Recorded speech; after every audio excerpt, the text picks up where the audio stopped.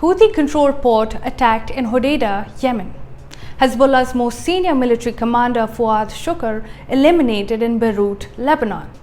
Hamas chief Ismail Haniyeh eliminated in Tehran, Iran. Israel has not taken a minute's rest this week, eliminating its enemies behind enemy lines and crossing red lines by striking capital cities of sovereign nations. War is knocking on Iran's doors, but will it respond? Will it go to war directly with Israel? And what is the future of Hamas after this?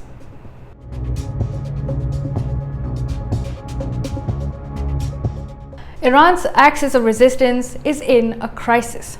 If Iran is the mothership, the Houthis, Hamas and Hezbollah are its proxies, extending far and wide into the West Asian region. These extensions of Iran have allowed it to project power across the Middle East, tackling its enemy Israel and keeping Arab powers in check.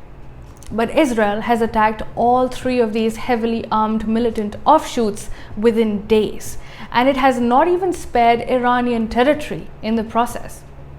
News of the assassination of Hamas's political chief Ismail Haniyeh in the Iranian capital of Tehran has sent shockwaves across the world and has embarrassed Iran.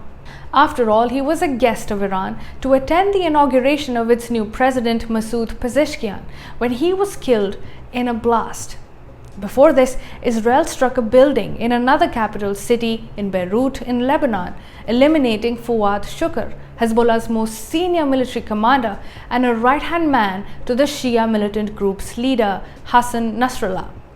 This was apparently in response to a rocket attack by Hezbollah, which killed 12 children in the Golan Heights, Syrian territory controlled by Israel since the 1967 war. And this is not it. The Houthis also got a taste of retaliation when a crucial Yemeni lifeline, the Hodeidah port, came under attack. The massive airstrike on this Red Sea port was an answer by Israel to a drone attack by the Houthis.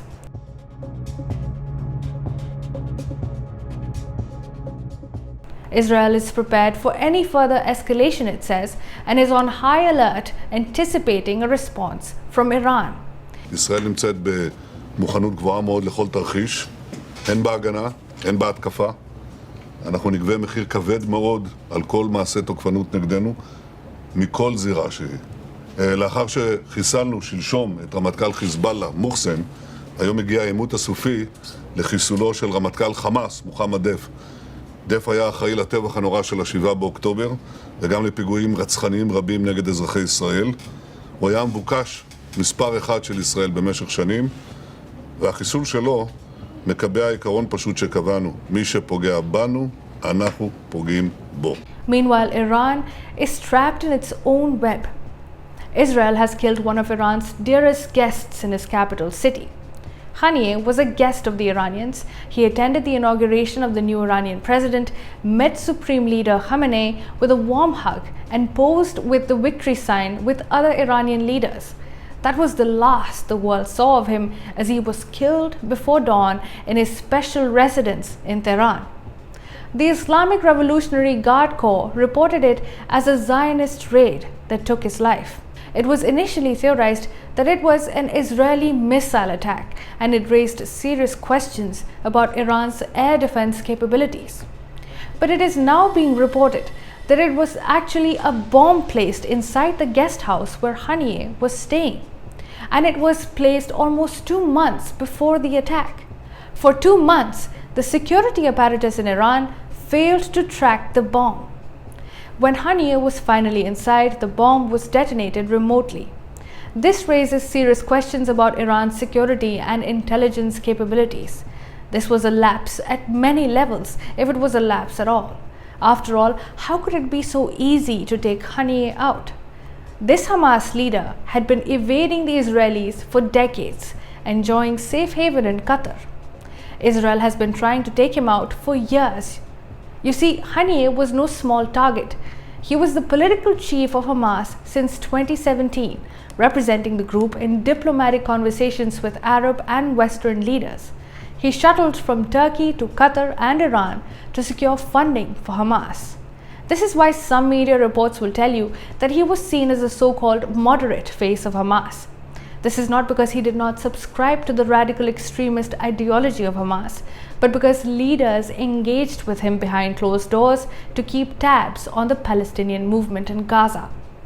Truth is that Haniyeh was responsible for the intense militarization of Hamas during his time in Gaza and was even accused of diverting humanitarian aid to the Hamas armed wing. He is also believed to have amassed a wealth of $4 billion while being a leading face of Hamas. Israel believes that he was involved in the gruesome October 7 Hamas attack, which killed over 1,000 Israeli civilians.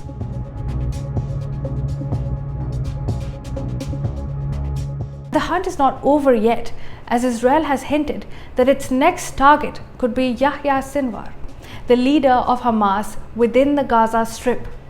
Now with Haniyeh gone, Hamas is searching for a new leader. Some say that it could be Khalid Mishal, who had previously lost Iran's favor when he supported a rebel movement against Syria's Bashar al-Assad. Mishal has already survived an assassination attempt by Israel. In 1997, he was injected with poison by Israeli agents in the Jordanian capital of Amman. But the mission was botched, the agents were captured, and the then King Hussein was so furious that he threatened to hang the agents and scrap Jordan's peace deal with Israel unless it shared the antidote. Under Netanyahu, who was in his first term at the time, Israel agreed to hand over the antidote. And so Mishal was saved. If he returns back to the paramount position in Hamas, he will surely need to watch his back or perish like his predecessor. This brings us back to Haniyeh's death, which has caused serious embarrassment for Iran.